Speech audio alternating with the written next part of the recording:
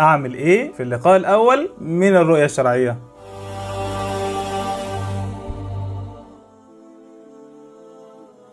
إن شاء الله الفيديو ده هنقسموه لجزئين. الجزء الأول هي توصيات أو نصايح، والجزء الثاني هي تحذيرات وحاجات بلاش تقع فيها. بس قبل ما نبدأ عايزين نتكلم في كام نقطة مهمين جدا. النقطة الأولانية، كل واحد ليه تجربته وكل واحد ليه نمط لحياته، فالنصايح أو التحذيرات اللي بنتكلم فيها مجرد لمبات على طريقك توجهك، يعني لو أنت مش عارف تروح فين خد منها اللي يعجبك وسيب منها اللي ما يجيش معاك سكة. دي النقطة الأولانية. النقطة الثانية، أي نصيحة او تحذير من اللي هنقوله ده موجه للطرفين، للولد وللبنت. يعني انا لو بتكلم مثلا بصيغه المذكر هي للطرفين، للعريس وللعروس. رقم 3، ان شاء الله في اخر الفيديو هنتكلم عن العريس المفروض يشوف ايه من عروسته في الرؤيه الشرعيه. تابعني وخليك معايا. القسم الاولاني وهو النصايح او التوصيات، يعني من خلال الخبره بعض النقط اللي بتحفز اللي قدامك ان هو يتعلق بيك اكتر، ان هو يطلب مقابله تانية ويستريح لك. رقم 1، خليك فاهم ان اليوم ده هيفضل معلق معاك طول عمرك وهتفضلوا تضحكوا عليه طول فترة الجواز. يبقى خليه مليان بالضحك والقفشات والهزار، بلاش تخليه مليان اوامر او طلبات. انا عايز كده وانا حياتي تمشي كده وانا يمين او شمال. ان كان اللي قدامك ده انسان طيب وهيقبل منك الكلام ده في المستقبل، فهو دلوقتي مش هيقبل منك الكلام ده. انت لسه ما عندكش رصيد عنده عشان تطلب منه اعمل لي كده وما تعملش كده وابنع عن كده وتروحش هنا. لازم الاول تملى رصيدك عند شريكك اللي قدامك وبعدين تبدا تطلب منه الطلبات اللي تريحك. رقم 2، خليك على طبيعتك، يعني البس اللبس اللي بتلبسه عادي وانت خارج، قول الكلام اللي بتقوله عادي بينك وبين اسرتك او صحابك، عشان ما تعشمش اللي قدامك بحاجه وهو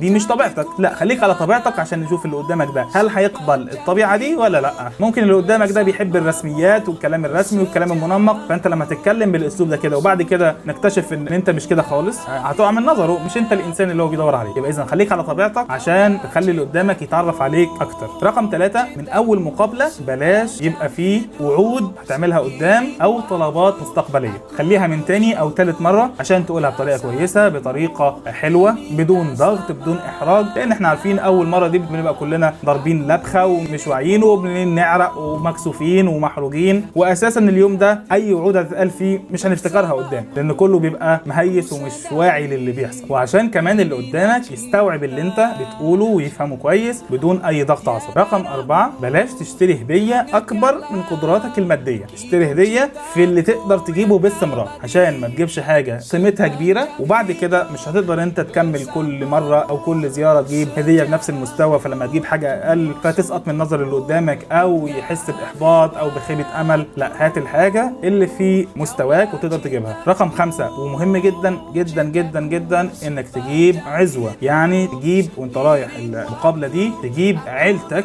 خلانك وعمامك، ويبقى معاك عزوه وانت رايح، سواء للولد او للبنت زي ما قلنا. طيب ليه؟ عشان العزوه دي بتحسس اللي قدامك بالامان، ان الموضوع جدي، انت مش جاي تهزر، مش جاي تلعب، لا قدر الله قدام في مشكله، في عيله نرجع لها، ناس يقدروا ان هم يوجهونا للطريق الصح، ناس كبارات لينا، ورأي المثال اللي ملوش كبير اشتري له كبير. فالعزوه مهمه جدا جدا جدا جدا للطرفين. رقم 6، اسمع اكتر ما تتكلم. لو شايف اللي قدامك عمال يتكلم وبيجيب مواضيع من هنا ومن هنا ومن هنا ومسترسل في الكلام، اسمع على قد ما تقدر، لسببين. السبب الاولاني، احنا بطبيعه الحال بنحب اللي يسمعنا واحنا بنتكلم، فده هيدي للي قدامي شعور بالاريحيه تجاهي، ان انت بتسمع ومتفاهم معايا وبتعيش معايا الجو اللي انا بتكلم فيه. ده السبب الاولاني. السبب الثاني، كل ما تسمع اللي قدامك اكتر كل ما هتفهمه اكتر، وده مهم جدا طبعا عشان تاخد قرارك في الاخر هل هتكمل ولا مش هتكمل. رقم 7، احنا بنقول اسمع على قد ما تقدر، بس في نفس الوقت ما تقعدوش ساكتين. فلو حاسس ان الجو فيه تلج كده ومش عارفين نتكلم، مفيش اي حوارات، انت افتح موضوع عن اي حاجه، ما تفرقش، اللي يجي في دماغك قوله على طول، سواء الدراسه، سواء الاكل، سواء الطبيخ، الخروج،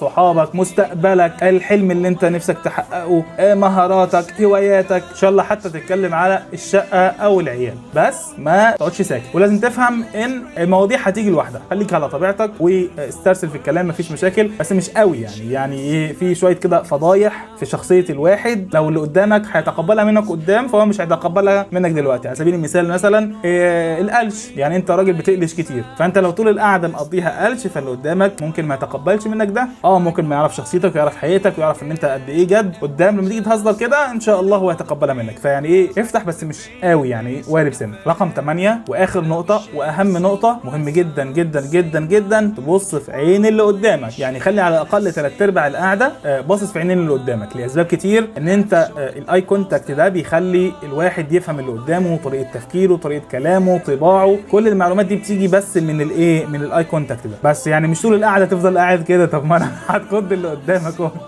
هو لا يمين تفضل باصص في الارض، او ان انت تفضل مبرق كده، ما هو يا يمين يا شمال، لا هيخليك ايه في النص. بس مهم تعمل التواصل بالعينين، ده مهم جدا جدا جدا. يلا نروح بقى للتحذيرات. ايه الحاجات اللي ما ينفعش اعملها كنصيحه؟ هي نصيحه مني ليك، وبرده القرار في الاخر يرجع لك انت، كل واحد حسب ظروف. رقم 1 وانت قاعد ما تفضلش تبص يمين وشمال حواليك كده، خليك راسي وباصص قدامك، لان البيوت ليها حرمات دي اولا. ثانيا ما ينفعش يبقى انت عينيك جامده كده وسط الناس، هتوصل شعور مش لذيذ ابدا ابدا. رقم 2 لو لقيت الام هي اللي بتتكلم وسط قعده الرجاله، خد هدومك واطلع اجري. ليه بقى؟ لان هتلاقي الام دي تتدخل في كل حاجه بعد كده، مع احترامنا كله لامهاتنا وحريمنا، بس الراجل راجل والست ست، الراجل للقياده والست للاعانه، معروف الموضوع ده. وما ينفعش البيت يبقى فيه 2 كابتن، هو كابتن واحد يقود بالعدل وبالاحترام وبالحب. فلو الام هي اللي بتتكلم والراجل ملوش شخصيه، فده معناه ان اي تصرف حضرتك هتعمله قدام هتدي فرصه لحد تاني بره بيتك، اللي هو انت ومراتك او زوجتك،